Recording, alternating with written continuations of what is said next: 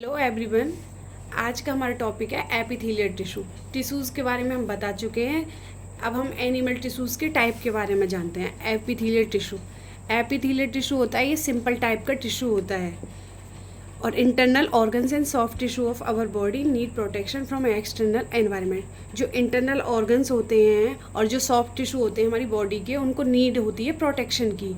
किससे? External environment से। तो वो कौन करता है? वो एपिथेलियल टिश्यू ही करता है। और ये क्या करता है? ये कवर करता है और प्रोटेक्टिव टिश्यू होता है। ये कवर क्या करता है? कवर करता है कैविटीज़ को, ऑर्गन्स को, ट्यूब्स को। अब कैविटीज़ कौन कौन सी? माउथ कैविटी और नेसल कैविटी। उसमें भी ये एपिथेलियल की टिश्यू की मेम्ब्रेन, वो लाइनिंग होती है उसकी। और ऑर्गन्स कौन कौन से होते हैं? स्टोमक, ब्लड वेसल्स वगैरह, ये सारे बहुत सारे ऑर्गन्स होते हैं, उनको भी एपिथेलियल टिश्यू लाइनिंग करता है। और ये टाइटली पैक्ड होते हैं। जब ये टिश्यू है, ये टाइटली पैक्ड है बिल्कुल, तो इनके बीच में कोई भी स्पेस नहीं है, तो इसीलिए इसमें नो इंटरसेलुलर स्पेस। तो इसमें टाइटली पैक्ड होने की वजह से इंटरसेलुलर स्पेस नहीं होता है। और कैसे होते हैं ये? कंटिन्यूस शीट में। देखो ये शीट की फॉर्म में हो रहे हैं ना, तो ये कंटिन्यूस शीट की फॉर्म में होते हैं। और जो ऑल एपिथेलियल टिश्यू होते हैं वो रेस्ट करते हैं on a thin non cellular basement membrane. Means जो ये एपिथेलियल टिश्यू है, तो ये किस पे रेस्ट करते हैं? एक नॉन सेलुलर यहाँ पे बेसमेंट मेम्ब्रेन होती है, उसके ऊपर ये रेस्ट करते हैं एपिथेलियल।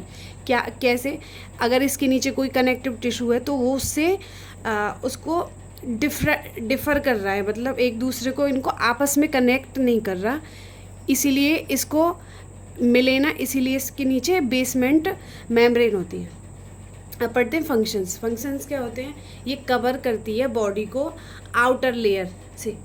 जो हमारी बॉडी को ऐसे आउटर लेयर को ऐसे कवर करके रखती है, वो कौन सी होती है? एपिथेलियल टिश्यू, जिसको हम स्किन बोलते हैं। स्किन भी एक एपिथेलियल टिश्यू का ही एग्जाम्पल। और क्या करती है? प्रोवाइड कराती है protection to the underlining tissues from injury, drying up और entry of germs, harmful chemical. मतलब ये होती है, प्रोवाइड करती है प्रोटेक्शंस को इंजरी होने से ऑर्गन्स को, और स्किन ड्राई ना हो उसकी वजह से, मतलब बॉडी में ड्राइनेस नहीं आए इस वजह से भी ये प्रोटेक्ट करती है। और जर्म्स को एंट्री भी नहीं कराती है ये एपिथेलियल टिश्यू ही। और हार्मफुल केमिकल से भी प्रोटेक्ट करती है। और ये एब्जॉर्प्शन करती है वाटर और न्यूट्रिएंट्स का फ्रॉम इंटेस्टिनल लाइनिंग से। जैसे इंटेस्टाइन्स होती हैं, लाइनिंग होती है, उसमें वाटर और न्यूट्रिएंट्स आते हैं, तो उनको ये एब्जॉर्ब करती है एपिथेलियल टिश्यू के द्वारा ही। और हेल्प करती है एलिमिनेशन, मतलब कि वेस्ट प्रोडक्ट को एलिमिनेट करने में भी हेल्प करता है। तो अब पढ़ते हैं इसके टाइप्स में स्क्वेमस एपिथेलियल टिश्यू होता है। तो ये कैसा होता है? थिन होता है, बहुत थिन, और फ्लैट होता है। ये थिन है, फ्लैट और क्लोजली पैक्ड होते हैं और इरेगुलर शेप्ड होते हैं। अब इसमें भी ये 2 टाइप्स के होते हैं, सिंपल स्क्वेमस और स्ट्रेटिफाइड स्क्वेमस।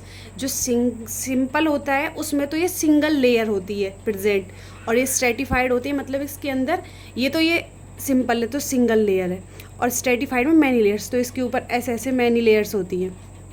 तो ये होता है स्ट्रेटिफाइड स्क्वेमस। अब इसमें क्या आते हैं? इसमें ये आते हैं ओजोफेगस होता है, स्किन होती है, ये भी हमारी स्ट्रेटिफाइड होती है। क्यों होती है? क्योंकि अगर हमारी स्किन ऐसे सिंपल, ऐसी फ्लैट ऐसे एक ही लाइन में होगी, तो हमारे अंदर बहुत सारे जम्स एंटर कर देंगे, बहुत सारे, इस वजह से ये बहुत सारी मैनी लेयर्स की होती है, मतलब स्ट्रेटिफाइड स्क्वेमस की होती है जो हमारी स्किन होती है। और ईजोफेगस भी ऐसा ही होता है। और जो ब्लड वेसल्स होते हैं और एल्वली ऑफ लंग्स होते हैं, वो सिंगल लेयर के होते हैं। अब एल्वली ऑफ लंग्स ये क्या होता है? ये जो हमारे लंग्स होते हैं, जो रेस्पिरेशन करते हैं हम, तो ऐसे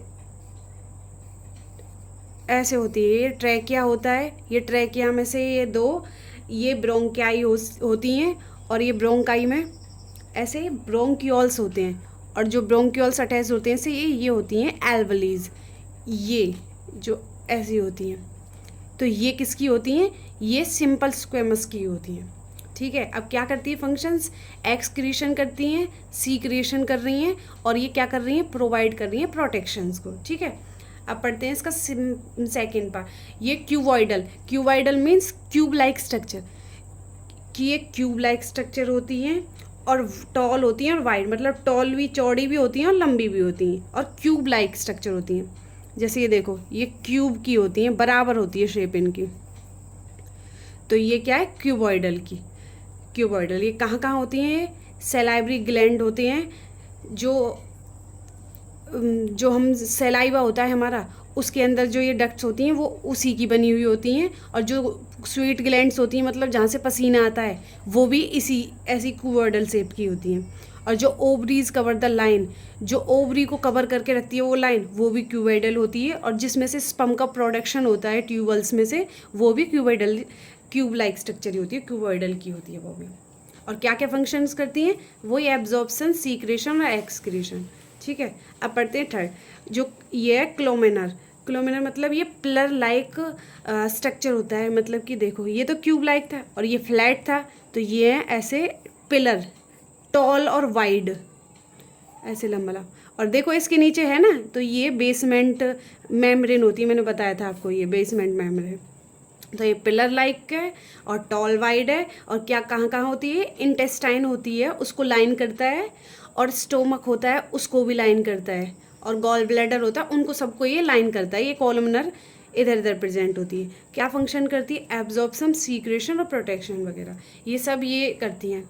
अब इनमें एक और होती है सीलिएटेड एपिथेलियल टिश्यू, वो भी ऐसी होती है, वो पर हेयर लाइक स्ट्रक्चर होती है, मतलब सीलिया होता है उनके सरफेस पे, फ्री सरफेस पे। अब मैंने आपको बताया हुआ है, जहाँ सीलिया आ जाए, फ्लैजिला आ जाए, तो मतलब मूवमेंट के लिए, तो वो मूवमेंट के लिए होती हैं। तो ये क्या होती हैं, क्यूबॉइडल और कॉलमनर सेल्स होती हैं, जो कि वियर करती हैं सीलिया ऑन देयर फ्री सरफेस पे। ठीक है, तो वो होती है सीलिएटेड एपिथेलियल टिश्यू। जैसे यूरेथ्रिन ट्यूब्स होते हैं, जैसे स्पर्म या फिर ओवम होते हैं, तो उस पर भी सीलिया प्रेजेंट होता है, उसी की वजह से वो मूवमेंट होती है उनकी। और जैसे हमारे अंदर बॉडी में डस्ट पार्टिकल्स हैं या फिर कोई जम्स वगैरह हैं, तो वो कैसे निकलते हैं, वो इसी के थ्रू निकलते हैं, क्योंकि ये सीलिया प्रेजेंट होता है, तो ये ऐसे मूवमेंट करते हैं, तो ये हमारे मुंह के थ्रू या नोस्ट्रेल्स के थ्रू ये बाहर निकाल देता है। तो यही मेन फंक्शंस होते हैं। Thank you.